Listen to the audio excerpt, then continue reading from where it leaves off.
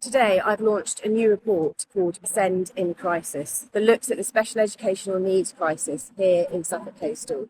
Thank you to the nearly 100 families that filled in the report and shared with me their personal experiences and insights into the special educational needs crisis and the issues that they're facing.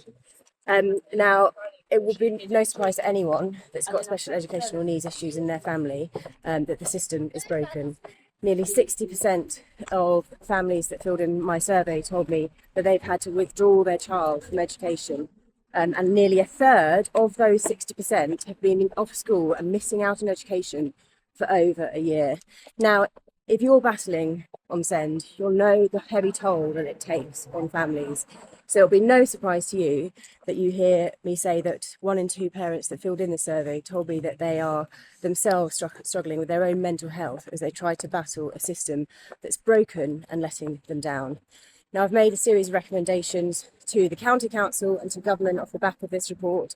Number one is that we reopen the former Saxmundham school that closed down last year, and that we reopen that as a specialist SEND provision. That we have a national conversation about SEND, a bit like the conversation we're having about the NHS. We have a national conversation about it.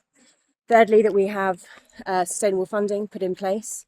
That we make sure that we know that part of the problem is funding, but it's not just the funding, and we do need to make sure that it's sustainable. Yep. Now, we also need to make sure that we tackle the SEND crisis in rural areas, which looks very different to towns and cities.